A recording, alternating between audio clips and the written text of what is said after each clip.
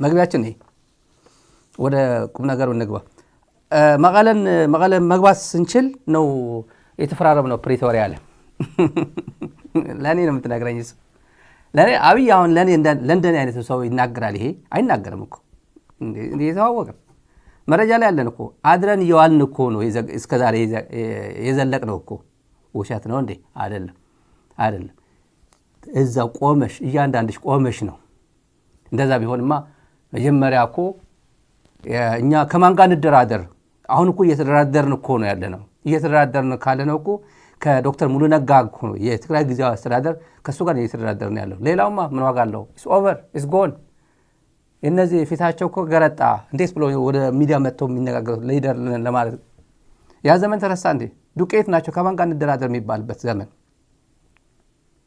የኡጋንዳ ፕሬዝዳንት ሙሴቬኒ ፕሬዝዳንት ሳህለወርቅ ኡጋንዳ ካምፓላ ሄደው ይዘውት የመጡ መልእክት ምንድን ነው ያለው እኔ 3 ወር እኔ ታጣቂ ነበርኩኝ አማጺ ሆኜ ነው የመጣሁት ታጣቂን አማጺ ሆና ከመንግስት ወሩ አማጺ ሆነ በተለይ አማጺ በ3 ወር ካላጠፋው ልታጠፋ አትችልም አብይ ሆይ ከትግራይ ጋር ሰላም ፍጠር ከህወሓት ጋር ሰላም ፍጠር በፍጹም አታሸንፋቸው የሚል መልእክት ይዘው መጥተው ነበር ፕሬዝዳንት ሳህለወርቅ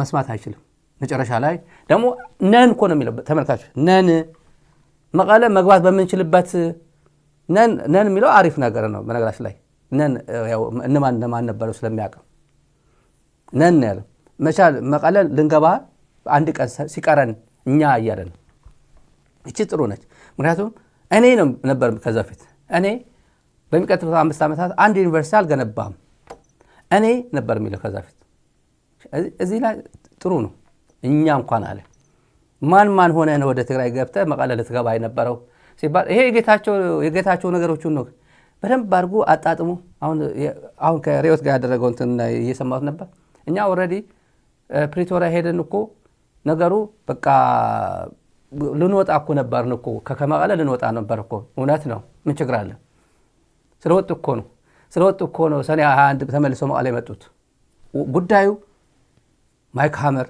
እውነቴን ይሄ ሰው የሚዲያ ላይ መጥቶ ታንኪው አይልም እንጂ እንደነ ማይክ ሃመር የመሳሰሉ ሰዎች ለሰዎች የተናገሩ ነው ይሄ ሰው ጥሩ አድርጎልኛል ማክሮኛል ዝም ብለ ሰላም ፍጠር ከነዚህ ጋር እንኳን አሁን በመቶ ሺዎች የሚቆጠር ሰራዊት በዛ ሰዓት ነው በመቶ ሺዎች አሁን በመቶ ሺህ ያለ የሚቆጠር የሚለው ጌታቸው አይደል ቁጥሩ የሚነግረን በዛ ሰዓት ደግሞ ዲስአርም አላደረገ ዲሞቢላይዝ አልተደረገ ምናምን እንዳለ አርምድ ነው እንኳን አሁን እንደዚህ አይነት ሰራዊት ይዘው መቀለ ያኔ እንኳን ምንም የሌላቸው መቀለ እንዴት አድርጎ እንደመጡበት ታውቃለህ ያለው ማይክ ሃመር ነገረኝ ያለ ነው ራሱ ነው የተናገረው ስለዚህ አሁን መቀለ ብትገባ በዚህም ሆናቸው ከኤርትራ ጋር መቀለ ብትገባ ተመልሰው መጥተው በአንድ ወር ውስጥ መቀለ ይመጣል ይሄን ሁሉ ግዙፍ ሰራዊት ይዘው ይመለሱሃል ከተመለሱብህ ምን ታረጋለህ ስለዚህ ያለ አማራጭ ሰላም ፍጠር ነው ያለው እንደዛ እኔ እቺኩ ፈጣሪ ጌታ ረድቶኝ ነው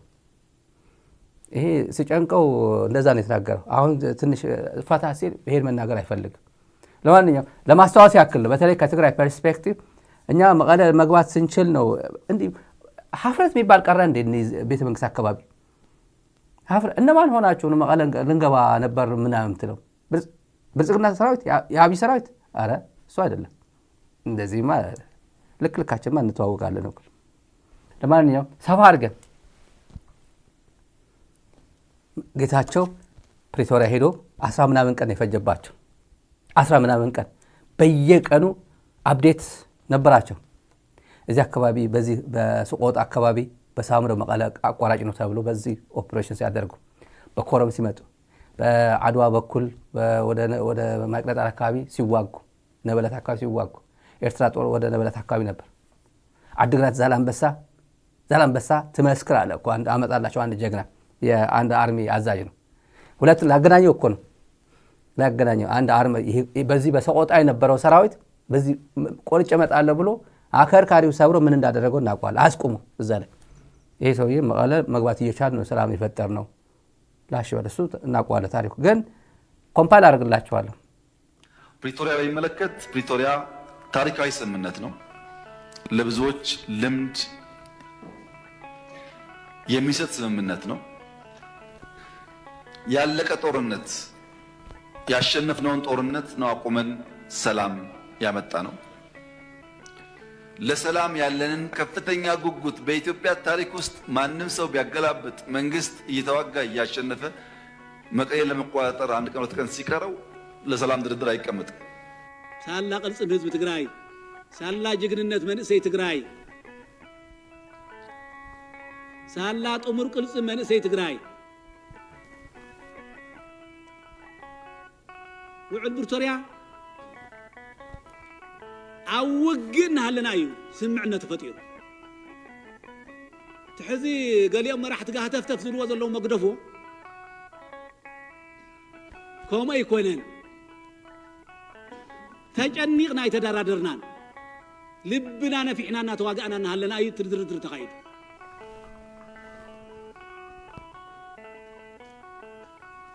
ዛላምበሳ ትመስክር፣ ነበለት ትመስክር፣ ኮረም ትመስክር፣ ግንባር ሰቆጣ ይመስክር። እዚ ተሓቂ ተጨኒቕና ኢና ተደራደሩ ገለመለ ዝብል መራሒ ኣይነበረን። ተዘይሳኽዓውን ከመይ ከም ነሸንፎም እቅድ ኣለና፣ ስትራቴጂ ኣለና። ቀለ ይኮነን መሪርዶ ከቢድዎ ንሳኺ ኢልካ እያ። ስለዚህ ህዝቢ ትግራይ ነዚ ዘብፅሕ ህዝቢ የለም በኢትዮጵያ ታሪክ ውስጥ። ለምን ሆነ? ሰላም ስለሚያስፈልግ። በዛ ሂደት ውስጥ በቀሩት ቀናት ውስጥ 5፣ 10፣ 20 ሰው የሚሞት ከሆነ ወገን ነው የሚሞተውና ያ መቅረቱ ጠቃሚ ስለሆነ ነው ድርድሩ ያስፈልገው። ድርድሩም በጣም ከፍተኛ ጠቀሜታዎች አምጥቷል። ባለፉት 2 ዓመታት ምንም አይነት ውጊያ አልነበረም። ትልቅ ነገር ነው። የትግራይ ህዝብ በውጊያው ጊዜ ሰርቪስ አያገኝም። መብራት አልነበረውም፣ ባንክ ሰርቪስ አያገኝም፣ ትራንስፖርት ሰርቪስ አያገኝም። በርካታ ችግሮች ነበሩት። መንግስት እንደ መንግስት ፈርሷል። ያን መልሶ የሚያቋቁምና ቤዚክ ሰርቪሶች ፕሮቫይድ የሚያደርግ ኢንትሪም አስተዳደር መፈጠሩ በጣም ጠቃሚና ውጤታማ ተደርጎ ይወሰዳል። ያም ሆኖ በስምምነቱ መሰረት የሚጠበቁ በበቂ ያልተፈጸሙ ጉዳዮች አሉ። አንዱ ዲዲአር ነው። የተወሰነ ሙከራዎች ቢኖሩም ዲዲአር በተሟላ መንገድ አልተፈጸመም። ዲዲአር አለመፈጸሙ ፕራይመሪሊ የሚጎዳው የትግራይ ህዝብን ነው። ማስተማር፣ መቆፈር፣ አገር ማልማት የሚችሉ ወጣቶች በወታደር ስም ተቀምጠው ለትግራይ ክልል የሚሄደውን በጀት እንዳለ ለቀለብ የሚያውሉት ከሆነ ትግራይ ውስጥ ልማት አይመጣም ማለት ነው። በቢሊዮን የሚቆጠር ገንዘብ ነው ለነዚህ ሰዎች የሚውለው በየዓመቱ በየወሩ።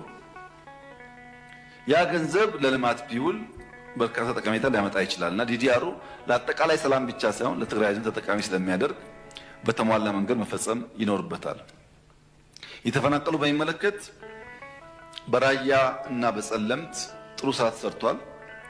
በወልቃይት አካባቢ የተጀመሩ ጉዳዮች በተፈለገው ደረጃ አልሄዱም። አሁን በእኛ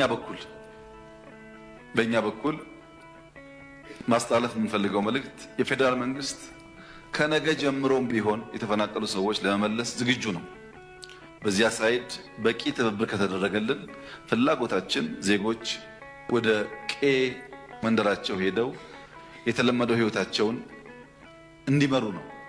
ያ እንዳይሆን እያደረገ ያለው ሂዩማኒቲ እና ፖለቲክስ በጣም ተቀላቅሎ ነው። በተፈናቀሉ ሰዎች ላይ የሚሰራ ፖለቲካ ጉዳት አለው። እነዚህን ከፖለቲካ ነጥለን እንደ ሰው ዜጎች ናቸው የሚጎዱ ብለን በትብብር መንፈስ ወደ ነበሩበት ቢመለሱ ኢትዮጵያ በጣም ሰፊ ቦታ ስላላት አሳሳቢ አይደለም። ከዚያ በኋላ የሚከተሉ ጉዳዮች ደግሞ በድርድር በውይይት እንዲፈጸሙ ማድረግ ይቻላል። ባለፉት 2 ዓመታት በፕሬዝዳንት ጌታቸው ረዳ በምክትል ፕሬዝዳንት ታደሰ ወረደና ጻድቃን ገብረትንሳኤ የሚመራው አድሚኒስትሬሽን 2 ዓመት ተጨማሪ ጦርነት እንዳይፈጠር 2 ዓመት ያሉ ጥያቄዎች በንግግር እንዲመለሱ ከፍተኛ ጥረት አድርገዋል። ምንም እንኳን ቀድሞ በነበረው ውጊያ ብንወቅሳቸው ላለፉት 2 ዓመታት በሰጡት አመራር ግን ማድነቅ ማመስገን እንፈልጋለን። ተጨማሪ ውጊያ እንዳይነሳ ሙከራ አድርገዋል። ጥሩ ነገር ነው እሱ። ያ የሰጠናቸው የ2 ዓመት ጊዜ አልቋል። አሁን ስላለቀ የህግ ማሻሻያ የሚፈልግ ጉዳይ አለ። ተጨማሪ ጊዜ ስለሚጠይቅ ህግ መሻሻል አለበት። ህግ ሲሻሻል ደግሞ እስካሁን የነበረው አፈጻጸም መገምገም አለበት። ተገምግሞ መጠነኛ ለውጥ ተደርጎ የፕሪቶሪያን ስምምነት በሚያከብር መንገድ ኢንትሪም አድሚኒስትሬሽኑ እስከሚቀጥለው ምርጫ ድረስ ስራውን እየሰራ ህዝቡን ለምርጫ ማዘጋጀትና ህዝቡን የስልጣን ባለቤት የማድረጉን ፕሮሰስ ማረጋገጥ ይጠበቅበታል። ተመልካቾች እዚህ ላይ እቺ እንዳለች የተጋሩ ባንዳዎች ንግግር ነች። ተቀብሎ ነው ይሄን የተናገረው እንጂ በሙሉ ስንሰማቸው የሰነበት ነው። ይሄ የተጋሩ ባንዳዎች ነው።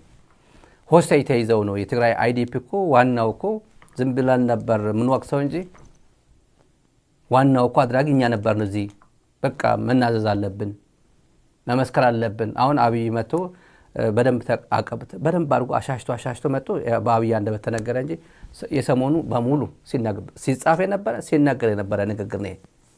ዋናው እዚህ ላይ ከሁሉም የፕሪቶሪያ ሰላም ስምምነት ያው ለሰላም ስንል አያችሁታል፣ ለሰላም ስንል ነው። ይሄ አዛዥ አርሚ አዛዥ ነው። አርሚ አዛዥ ነው። ሀጎስ ገብሬ ይባላል። ጸላቶች ያውቁታል። እኔ ምን አገባኝ። መከላከያዎች የገጥመው የነበረ በተለይ እዛ አካባቢ ያውቁታል፣ ይተዋወቃሉ። ምን እንዳለ ትመስክር፣ ዛላምበሳ ትመስክር።